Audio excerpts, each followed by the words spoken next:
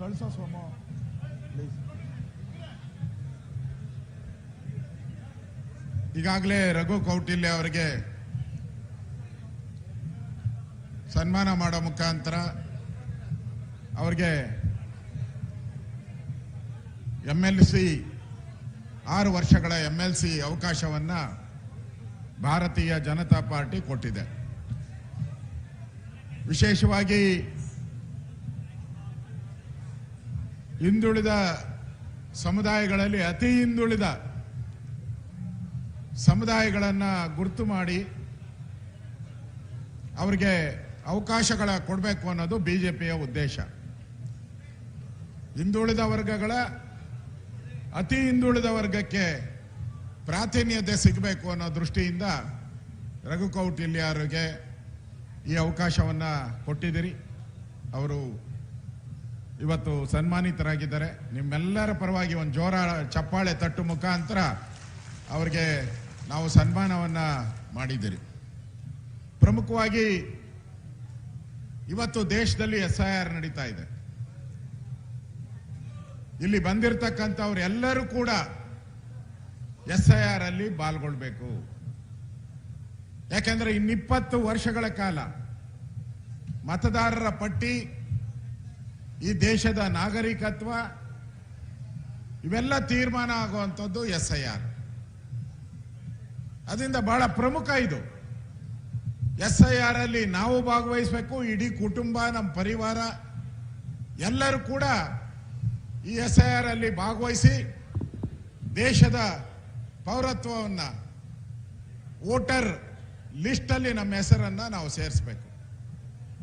ಯಾಕೆ ಅಂತ ಹೇಳಿದ್ರೆ ನಮ್ಮ ದೇಶದಲ್ಲಿ ಸುಮಾರು 2 ಕೋಟಿಗೂ ಹೆಚ್ಚು ಜನ ಬಾಂಗ್ಲಾದೇಶ, ಪಾಕಿಸ್ತಾನದವರು ಇದ್ದಾರೆ. ನಮ್ಮ ದೇಶದ ರೇಷನ್ ಕಾರ್ಡು, ನಮ್ಮ ದೇಶದ ಹೆಲ್ತ್ ಕಾರ್ಡು, ರೇಷನ್ನು ಎಲ್ಲವನ್ನ ಪಡಿತಾ ಇದ್ದಾರೆ 2 ಕೋಟಿ ಜನ. ಕರ್ನಾಟಕದಲ್ಲೂ ಕೂಡ ಒಂದು 20 ರಿಂದ 30 ಲಕ್ಷ ಜನ ಬೆಂಗಳೂರು, ಮೈಸೂರು, ಕೊಡಗು, ಚಿಕ್ಕಮಗಳೂರು ಬೇರೆ ಬೇರೆ ಭಾಗದಲ್ಲಿ ವಾಸ ಮಾಡ್ತಾ ಇದ್ದಾರೆ. ಮೊನ್ನೆ ನಮ್ಮ ಪೊಲೀಸ್ ಕಮಿಷನರ್ ಹೇಳಿದ್ರು 60 ಲಕ್ಷ ಖರ್ಚು ಮಾಡಿ ಸುಮಾರು 250 ಜನನ ಫ್ಲೈಟ್ ಅಲ್ಲಿ ಬಾಂಗ್ಲಾದೇಶದವ್ರನ್ನ ವಾಪಸ್ಸು ವೆಸ್ಟ್ ಬೆಂಗಾಲ್ ಕಳಿಸಿದ್ದೀರಿ ಅಂತ ಅಫಿಷಿಯಲ್ ಆಗಿ ಪೊಲೀಸ್ ಕಮಿಷನರ್ ಅವರು ಹೇಳಿದ್ದಾರೆ. ಈ ಎಲ್ಲ ಎಚ್ಚರಿಕೆ ಇದ್ರೂ ಕೂಡ ಈಗಾಗಲೇ ಪ್ರತಾಪ್ ಸಿಂಹ ಹೇಳಿದ ರೀತಿ ಕರ್ನಾಟಕದಲ್ಲೂ ಕೂಡ ಈ ಸರ್ಕಾರ DK ಶಿವಕುಮಾರ್ ಒಂಥರ ಮುಖವಾಡದ CM. ಮುಖವಾಡ, ನೀವು ಅವರ ಹಣೆ ನೋಡಿ, ವಿಭೂತಿ ನಾಮ ನಾವು ಹಾಕಲ್ಲ, ಅಷ್ಟು ನಾಮ ಊರವ್ರಿಗೆಲ್ಲ ನಾಮ ಹಾಕ್ತಾರೆ ಬಿಡಿ, ಅದೆಲ್ಲ ರಾಜ್ಯಕ್ಕೆ ನಾಮ ಹಾಕುವಂತ ವ್ಯಕ್ತಿ. ಹಣೆ ತುಂಬಾ ವಿಭೂತಿ, ಹೃದಯದ ತುಂಬಾ ಪ್ರೀತಿ, ಬಾಂಗ್ಲಾದೇಶದವ್ರಿಗೆ ಅಲ್ಪಸಂಖ್ಯಾತರ ಪ್ರೀತಿ ಇರುವಂತ ವ್ಯಕ್ತಿ. ಅವ್ರಿಗೆ ಈ ಬಾಂಗ್ಲಾದೇಶದವರು ಓಟು ಯಾವ ರೀತಿ ವೆಸ್ಟ್ ಬೆಂಗಾಲಲ್ಲಿ ಮಮತಾ ಬ್ಯಾನರ್ಜಿ 3,000 ರೂಪಾಯಿಗೆ, ಕೇವಲ 3,000 ರೂಪಾಯಿ ಕೊಟ್ರೆ ನಿಮಗೆ ಆಧಾರ್ ಕಾರ್ಡು, ರೇಷನ್ ಕಾರ್ಡು ಎಲ್ಲ ಕೊಟ್ಬಿಡ್ತಾ ಇದ್ರು. ಯಾರೋ ಮೊನ್ನೆ ಕಾಂಗ್ರೆಸ್ಸಿನ ಅಧ್ಯಕ್ಷರು ಹೇಳ್ತಾ ಇದ್ರಂತೆ, ಹರಿಪ್ರಸಾದ್, ಕೇಂದ್ರ ಸರ್ಕಾರ ಅವ್ರದೇ, ಯಾಕೆ ಇವ್ರನ್ನ ಒಳಗಡೆ ಬಿಟ್ರು? ನಾವು ಬಿಟ್ಟಿಲ್ಲಪ್ಪ, ನಿಮ್ ಪಾರ್ಟ್ನರ್ ಮಮತಾ ಬ್ಯಾನರ್ಜಿ ಬಿಟ್ಟಿರೋದು. ಹಿಂದೆ ದೇಶ ಆಳಿದ್ರಲ್ಲ ನೀವು ಮನಮೋಹನ್ ಸಿಂಗ್ ಇದ್ದಾಗ, ಆಗ್ಬಿಟ್ಟಿರೋದು. ನಾವು ಬಿಡ್ತಾ ಇಲ್ಲ, ನಾವು ಅವ್ರನ್ನೆಲ್ಲ ಓಡಿಸ್ತಾ ಇದ್ದೀರಿ. ಬಿಟ್ಟೋರು ನೀವು, ಹಿಂದೆ ಕಾಂಗ್ರೆಸ್ ಸರ್ಕಾರ ಇದ್ದಿದ್ದು ನೀವು ಬಿಟ್ಟಿರೋದು. ಇದಕ್ಕೆ ತಡೆ ಮಾಡ್ತಾ ಇದ್ದೀರಿ. ಈಗ ಕರ್ನಾಟಕದಲ್ಲಿ ಇರುವಂತ 20-30 ಲಕ್ಷ ಬಾಂಗ್ಲಾದೇಶದವರು, ಪಾಕಿಸ್ತಾನದವರು ಅವ್ರು ಎನ್ರೋಲ್ ಆಗಕ್ಕೆ ಆಗ್ತಾ ಇಲ್ಲ. ಕಾಂಗ್ರೆಸ್ ಅವ್ರಿಗೆ ಅವ್ರು ಎನ್ರೋಲ್ ಆಗ್ಬೇಕು. ಅವ್ರ ಮತದಾರ ಪಟ್ಟಿಯಲ್ಲಿ ಸೇರ್ಕೊಂಡ್ರೆ ಪಕ್ಕಾ ವೋಟ್ ಅವ್ರಿಗೆ, ಕಾಂಗ್ರೆಸ್ಗೆ ಪಕ್ಕಾ ವೋಟ್. ಅದಕ್ಕೆ ಅವರೊಂದು ಪಕ್ಕಾ ಸ್ಕೀಮ್ ಅನ್ನ ಮಾಡಿದ್ರು. ಏನು ಅಂದ್ರೆ ರೆಸಿಡೆನ್ಷಿಯಲ್ ಸರ್ಟಿಫಿಕೇಟ್ ಕೊಡ್ತಾರೆ ಈಗ ನಿಮ್ಗೆ, ಪರ್ಮನೆಂಟ್ ರೆಸಿಡೆನ್ಷಿಯಲ್ PRS. ಇಲ್ಲಿ ಆದೇಶ ಇದೆ ನೋಡಿ, ಕರ್ನಾಟಕ ರಾಜ್ಯ ಸರ್ಕಾರದ ನಡವಳಿಕೆಗಳು ಅಂತ ಆದೇಶ ಇದೆ. ಆದೇಶ ಹೊರಡಿಸಿದ್ದಾರೆ. ಶಾಶ್ವತ ನಿವಾಸ ಪ್ರಮಾಣ ಪತ್ರ, ಪರ್ಮನೆಂಟ್ ರೆಸಿಡೆಂಟ್ ಸರ್ಟಿಫಿಕೇಟ್ PRC ಕುರಿತು ಸಮಗ್ರ ಮಾರ್ಗಸೂಚಿ ಹೊರಡಿಸುವ ಬಗ್ಗೆ ಅಂತೇಳಿ ಆದೇಶದ ಕಾಪಿ ಇದೆ ನನ್ನ ಹತ್ರ. ಈ ಆದೇಶದ ಕಾಪಿಯಲ್ಲಿ ಏನಿದೆ ಅಂದ್ರೆ 10 ವರ್ಷ ಇದ್ರೆ ಸಾಕು. ನೀವು 10 ವರ್ಷ ಇದಾರೋ ಇಲ್ಲೋ ಗೊತ್ತಿಲ್ಲ, ಹೆಸರಿಗಷ್ಟೇ. ಆದೇಶಕ್ಕೆ 10 ವರ್ಷ ಇಲ್ಲಿ ವಾಸ ಆಗಿದ್ದಾರೆ ಅಂತ ಹೇಳಿದ್ರೆ ನಿಮ್ಗೆ ಶಾಶ್ವತ ನಿವಾಸ. ಶಾಶ್ವತ ಯಾರನ್ನ ಇದಾರ ಇಲ್ಲಿ? ಇಲ್ಲಿ ಬಂದೆ ಸುಮ್ಮನೆ, ಅಲ್ಲಿರುವುದು ನಮ್ಮ ಮನೆ. ಗ್ಯಾರಂಟಿ ಇಲ್ಲ, ನಾಳೆದು ಗ್ಯಾರಂಟಿ ಇಲ್ಲ, ನಮಗೆ ನಾಡ್ದು ಗ್ಯಾರಂಟಿ ಇಲ್ಲ. ಇದ್ದಷ್ಟು ದಿನ ಒಳ್ಳೇದು ಮಾಡಪ್ಪ ಅಂತ ದೇವ್ರು ಕಳಿಸಿದಾನೆ. ಒಳಿತು ಮಾಡು ಮನುಷ್ಯ ಅಂತ ನೀನು ಕಳಿಸಿರೋದು ಇಲ್ಲಿಗೆ. ಈ DK ಶಿವಕುಮಾರ್ ಅವ್ರಿಗೆ ಶಾಶ್ವತವಾಗಿ ಕೊಡ್ತಾರಂತೆ. ಶಾಶ್ವತ ಅಂದ್ರೆ ಏನು? ಬಾಂಗ್ಲಾದೇಶದವ್ರಿಗೆ ಸರ್ಟಿಫಿಕೇಟ್ ಕೊಡಕ್ಕೆ ಮಾಡ್ತಾ ಇರುವಂತ ಸ್ಕೀಮ್ ಇದು. ಕೂಡಲೇ ಇದನ್ನ ವಾಪಸ್ ತೆಗಿಬೇಕು. ನಿಮ್ಗೆ ಅಧಿಕಾರನೇ ಇಲ್ಲ. ಸಂವಿಧಾನದ ಆರ್ಟಿಕಲ್ ಪ್ರಕಾರ ನಿಮಗೆ ಅಧಿಕಾರ ಇಲ್ಲ. ಕೇಂದ್ರ ಸರ್ಕಾರ ಮಾತ್ರ ಪೌರತ್ವವನ್ನು ಕೊಡ್ತಕ್ಕಂಥದ್ದು. ಕೇಂದ್ರ ಸರ್ಕಾರ ಮಾತ್ರ ಪರ್ಮನೆಂಟ್ ಈ ದೇಶದ ನಾಗರಿಕ ಯಾರು ಅಂತೇಳಿ ಸರ್ಟಿಫಿಕೇಟ್ ಕೊಡುವಂತ ಅಧಿಕಾರ ಕೇಂದ್ರ ಸರ್ಕಾರಕ್ಕೆ ಮಾತ್ರ ಇರೋದು.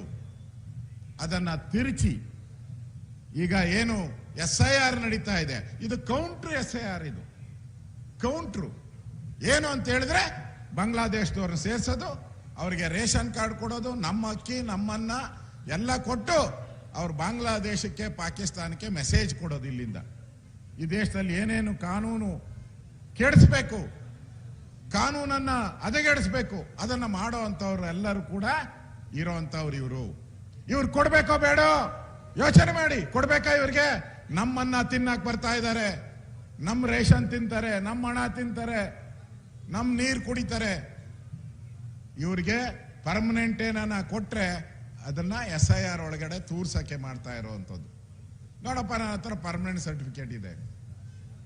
ಕೇಂದ್ರ ಸರ್ಕಾರ ಅವರದೇ ಆದಂತ ನಿಬಂಧನೆಗಳ ಕಳಿಸಿದ್ದಾರೆ. ಈ ದೇಶದ ನಾಗರಿಕ ಯಾರು ಅಂದ್ರೆ ಅವರ ಅಪ್ಪ ಅಮ್ಮ 2000ರಲ್ಲಿ ಇಲ್ಲಿ ವೋಟರ್ ಲಿಸ್ಟ್ ಅಲ್ಲಿ ಇರಬೇಕು. ಅವರಿಲ್ಲ ಅಂದ್ರೆ ಅವ್ರ ತಾತ ಅಜ್ಜಿ ಆದ್ರೂ ಇರಬೇಕು. ಕಾಂಗ್ರೆಸ್ ಅವ್ರಿಗೆ ಅದು ಬೇಕಿಲ್ಲ. ಏನನ ಮಾಡಿ ಮೊನ್ನೆ ಕೋಗಿಲಲ್ಲಿ 1000 ಜನನ ನಾವೇ ಓಡಿಸ್ತೀರಿ BJP ಹೋರಾಟ ಮಾಡಿ. ಅವ್ರನ್ನ ಮತ್ತೆ ವೋಟರ್ ಲಿಸ್ಟ್ಗೆ ಸೇರಿಸುವಂತ ಒಂದು ಹುನ್ನಾರ, ಅದಕ್ಕೆ ಅವರು ಆರ್ಡರ್ ಕಾಪಿಯನ್ನ ಇಶ್ಯೂ ಮಾಡಿದ್ದಾರೆ DK ಶಿವಕುಮಾರ್ ಅವರು. ಒಂದ್ ರೀತಿ ಕೇಂದ್ರದ ಕಾನೂನೇನಿದೆ ಅದನ್ನ ತಿರುಚುವಂತ ಪ್ರಯತ್ನ. ಪರ್ಮನೆಂಟ್ ಆಗಿ ಕೊಟ್ಬಿಟ್ರೆ ಅವ್ರು ಪರ್ಮನೆಂಟ್ ಆಗಿ ಕಾಂಗ್ರೆಸ್ ವೋಟ್ ಹಾಕ್ತಾರೆ ಅನ್ನೋ ದೃಷ್ಟಿಯಲ್ಲಿ ಇಟ್ಕೊಂಡು ಮಾಡ್ತಾ ಇದ್ದಾರೆ. ಅದಕ್ಕೆ ಕೂಡಲೇ ಇದನ್ನ ನಾನು ಆಗ್ರಹ ಮಾಡ್ತಾ ಇದ್ದೀನಿ, ವಿರೋಧ ಪಕ್ಷದ ನಾಯಕನಾಗಿ ಕೂಡಲೇ ಇದನ್ನ ವಾಪಸ್ ಪಡಿಬೇಕು. ವೈಲೇಷನ್ ಆಫ್ ಕಾನ್ಸ್ಟಿಟ್ಯೂಷನ್, ಸಂವಿಧಾನವನ್ನ ತಿರುಚುವಂತ ಪ್ರಯತ್ನ ಮಾಡ್ತಾ ಇದ್ದೀರಾ. ನಿಮಗೆ ಅಧಿಕಾರ ಇಲ್ಲ, ಇದನ್ನ ವಾಪಸ್ ಪಡಿಬೇಕು ಅನ್ನೋ ಆಗ್ರಹವನ್ನ ನಾನು ಮಾಡ್ತಾ ಇದ್ದೀನಿ. ಪ್ರಮುಖವಾಗಿ ಇವತ್ತು ನಾವು ನೋಡ್ತಾ ಇದ್ದೀರಿ, ಕರ್ನಾಟಕ ಸರ್ಕಾರ ಆಗ್ಲೇ 3.5 ವರ್ಷ ಆಗೋಯ್ತು. ಸಿದ್ದರಾಮಯ್ಯ ನೇತೃತ್ವದಲ್ಲಿ 3 ವರ್ಷ ಆಗೋಯ್ತು. ಸಿದ್ದರಾಮಯ್ಯ ಏನ್ ಮಾಡಿದ್ರು? ಸೈಟ್ ಮಾಡ್ಕೊಂಡ್ರಷ್ಟೇ. ಎಲ್ಲಿ? ಮೈಸೂರಲ್ಲಿ. ಯಾವ ಸೈಟ್ಗಳು? ಮೂಡಾ ಸೈಟ್ಗಳು. ಮೂಡಾ ಸೈಟ್ ಮಾಡ್ಕೊಂಡ್ರೆ ಅಷ್ಟೇ ಸಾಧನೆ. ಏನಾನ ನೀರಾವರಿ ಯೋಜನೆ ಮಾಡಿದ್ರ? ಏನಾನ ಡ್ಯಾಮ್ ಕಟ್ಟಿದ್ರ? ಡ್ಯಾಮ್ ಕಟ್ಟಿದವ್ರು ಇಲ್ಲೇ ಅವ್ರೆ. ಮೈಸೂರು ಮಹಾರಾಜರವರು ಡ್ಯಾಮ್ ಕಟ್ಟಿದವರು ಇಲ್ಲೇ ಅವ್ರೆ. ಈ ಮಹಾದೇವಪ್ಪ ಮೊನ್ನೆ ಬಿಟ್ರಲ್ಲ, ಅವ್ರು ಹೋಗಿ ಒಂದು ಬೋರ್ಡ್ ಹಾಕವ್ರೆ, ಟಿಪ್ಪು ಸುಲ್ತಾನ್ ಕಟ್ದ ಅಂತ. ನಾನು ಮೊನ್ನೆ ನೋಡಿದೆ, ಅಲ್ಲೊಂದು ಬೋರ್ಡು ಹಾಕವ್ರೆ. ಕಟ್ಟಿದವ್ರು ಇವರು, ಹೆಸರು ಅವ್ರದ್ದು. ಅಂದ್ರೆ ಈ ಸರ್ಕಾರ, ಕರ್ನಾಟಕದಲ್ಲಿ ಈ ಸರ್ಕಾರ ಬಂದಿದೆಯಲ್ಲ, ಇದು ಟೆಂಡರ್ ಸರ್ಕಾರ. ಟೆಂಡರ್ ಇರೋದೆಷ್ಟು ದಿನ? ಇನ್ನ 1.5 ವರ್ಷ ಮಾತ್ರ. 1.5 ವರ್ಷ ಮಾತ್ರ ಈ ಸರ್ಕಾರ ಇರೋದು, ಅದು ಗ್ಯಾರಂಟಿ ಇಲ್ಲ. ವಿಜಯೇಂದ್ರ ಅವರು ಹೇಳಿದ್ದಾರೆ, ಇನ್ನೊಬ್ಬ ಮುಖ್ಯಮಂತ್ರಿನೂ ಆದ್ರೂ ಆಶ್ಚರ್ಯ ಪಡಬೇಡಿ ಅಂತ. ಇರೋದು 1.5 ವರ್ಷ. ಇವ್ರು ಟೆಂಡರ್ ಕರೆದಿರೋದು ಹೆಂಗೆ? ಮನೆ ಟೆಂಡರ್ ಕರೆದಿದ್ದಾರೆ ಬೆಂಗಳೂರ್ದು, ಕಸದ್ದು ಟೆಂಡರ್. ಎಷ್ಟಕ್ಕೆ? 30 ವರ್ಷಕ್ಕೆ. ಕಸದ ಟೆಂಡರು 30 ವರ್ಷಕ್ಕೆ ಕರೆದಿದ್ದಾರೆ. 1.5 ವರ್ಷ. 1.5 ವರ್ಷ ಇರೋದು. ಎಲ್ಲಾ ಟೆಂಡರು ಮೈಸೂರಿಂದ ಹಿಡಿದು ಹುಬ್ಳಿ ಎಲ್ಲಾ ಕಡೆ ಟೆಂಡರ್ಗಳು ಎಲ್ಲ ರೆಡಿ ಮಾಡ್ಕೊಂಬಿಟ್ಟವ್ರೆ. DK ಹೇಳಿರೋದು ಒಂದೇ, DK ಅಂದ್ರೆ ಟೆಂಡರ್. ಅವರು ಬಂದಿರೋದೇ ಮುಖ್ಯಮಂತ್ರಿ ಆಗಿ, ಟೆಂಡರ್ ಮೇಲೇನೆ ಬಂದಿರೋದು ಮುಖ್ಯಮಂತ್ರಿ. ಟೆಂಡರ್ ಮುಖ್ಯಮಂತ್ರಿ ಅವರು 2.5 ವರ್ಷ ಟೆಂಡರ್ಗಳು ಹಾಕಿದ್ರು. ಯಾರು? ರಾಹುಲ್ ಗಾಂಧಿ ಟೆಂಡರ್ ಹಾಕಿದ್ರು. ಆ ಟೆಂಡರ್ ಅಲ್ಲಿ 2.5 ವರ್ಷ ಮುಗಿದೋಯ್ತು. ಯಾರ್ದು? ಸಿದ್ದರಾಮಯ್ಯದು. ಈ ಟೆಂಡರ್ ಬಂದಿದೆ, ಇದು 2 ವರ್ಷದ್ದು ಟೆಂಡರ್. ಇದನ್ನ DK ಪರ್ಚೇಸ್ ಮಾಡ್ಬಿಟ್ಟವ್ರು. DK ಟೆಂಡರ್ ಪರ್ಚೇಸ್ ಮಾಡಿ ಹೇಳಿದ್ದಾರೆ, ನಾನು 3,000 ಕೋಟಿ ಕೊಡ್ತೀನಿ, 4,000 ಕೋಟಿ ಕೊಡ್ತೀನಿ, ನನ್ನ ಈ ಟೆಂಡರ್ ಅಪ್ರೂವ್ ಮಾಡಿ ಅಂತ ಅಪ್ರೂವ್ ಮಾಡಿಸ್ಕೊಂಡು ಬಂದಿದ್ದಾರೆ ಇವರು. ಅದಕ್ಕೆ ಇಲ್ಲಿ ನಮ್ಗೆಲ್ಲರಿಗೂ ಟೆಂಡರ್ ಕಾಟ ಕೊಡ್ತಾವ್ರೆ. ಬರೋ ಕರ್ನಾಟಕದಲ್ಲಿ ಇನ್ನು 50 ವರ್ಷ ಯಾರು ಸರ್ಕಾರ ಬಂದ್ರೆ, ಯಾರ ಮುಖ್ಯಮಂತ್ರಿ ಆದ್ರೆ ನೆಕ್ಸ್ಟ್ ಅವ್ರೇನು ಕರೆಯಂಗೇ ಇಲ್ಲ. ಟೆಂಡರು ಕಸದ್ದು ಕರೆಯಂಗಿಲ್ಲ, ಟನಲ್ಲು ಕರೆಯಂಗಿಲ್ಲ, ಟೌನ್ಶಿಪ್ ಏನು ಕರೆಯಂಗಿಲ್ಲ. ನೀವು ಆನೆಕಲ್ಲು ಹೋಗ್ಬೇಕು, ಅಲ್ಲಿ KDB ಅವರು ಕೋರ್ಟ್ ವಜಾ ಮಾಡಿದ್ರು ಮತ್ತೆ ಟೆಂಡರ್ ಕರೀತಾ ಇದ್ದಾರೆ. ಅಲ್ಲೇ ರೈತರನ್ನೆಲ್ಲ ಒಕ್ಕಲೆಬ್ಬಿಸ್ತಾ ಇದ್ದಾರೆ. ಇಡೀ ಕರ್ನಾಟಕದಲ್ಲಿ ಎಲ್ಲೆಲ್ಲಿ ಅಕ್ವಿಜೇಷನ್ ಮಾಡ್ಬೋದು, ನನಗಿರುವಂತ ದಾಖಲೆಗಳನ್ನ ನಾನು ತಂದಿದ್ದೀನಿ. ಒಟ್ಟು ಕರ್ನಾಟಕದಲ್ಲಿ ಈಗ ಕಾಂಗ್ರೆಸ್ ಅವರು ಬಂದ ಮೇಲೆ ಸುಮಾರು 60,000 ಎಕರೆ ಟೆಂಡರ್ ಇದನ್ನ ನೋಟಿಫಿಕೇಶನ್ ಅನ್ನ ಮಾಡಿದ್ದಾರೆ. ಏನಕ್ಕೆ? ಸೈಟ್ ಮಾಡ್ತೀನಿ ಅಂತ KDB ಲೇಔಟ್ಗಳು ಮಾಡ್ತೀನಿ ಅಂತ 60,000 ಎಕರೆ ಕರೆದಿದ್ದಾರೆ.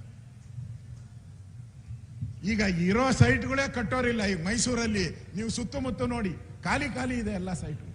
10% ಮನೆ ಕಟ್ಟಿಲ್ಲ. ಬೆಂಗಳೂರಲ್ಲೂ ಇಲ್ಲ, ಹುಬ್ಳಿಯಲ್ಲೂ ಇಲ್ಲ. ಟೆಂಡರ್ಗಳು ಮಾತ್ರ ಕರೀತಾ ಇದ್ದಾರೆ. ಈ ಸರ್ಕಾರ ಕಮಿಷನ್ 60% ಕಮಿಷನ್ ಹೊಡೆಯೋಕ್ಕೆ ಬಂದಿರುವಂತ DK ನೇತೃತ್ವದ ಸರ್ಕಾರ. ಇದು ಇರ್ಬೇಕೋ ಬೇಡೋ? ಇರಬೇಡದು ತಾನೇ? ಇರಬಾರ್ದು.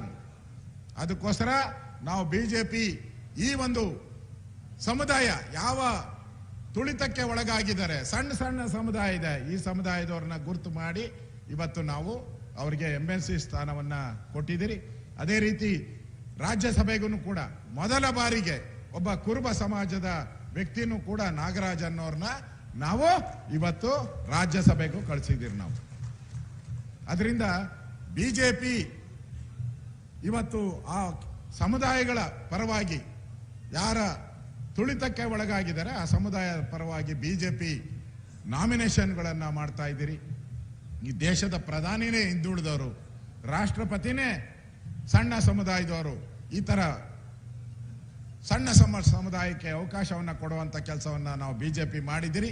ಇವತ್ತು ಕರ್ನಾಟಕದಲ್ಲಿರುವಂತ ಈ ಭ್ರಷ್ಟ ಸರ್ಕಾರ ತೊಲಗಬೇಕು. ಇಲ್ಲ ಅಂದ್ರೆ ಮುಂದೆ ಈ ರೈತರು ಯಾರನ್ನು ಉಳುಮೆ ಮಾಡಕ್ಕೆ ಸಾಧ್ಯ ಇಲ್ಲ, ಬಡವರು ಯಾರು ಬದುಕಕ್ಕೆ ಸಾಧ್ಯ ಇಲ್ಲ.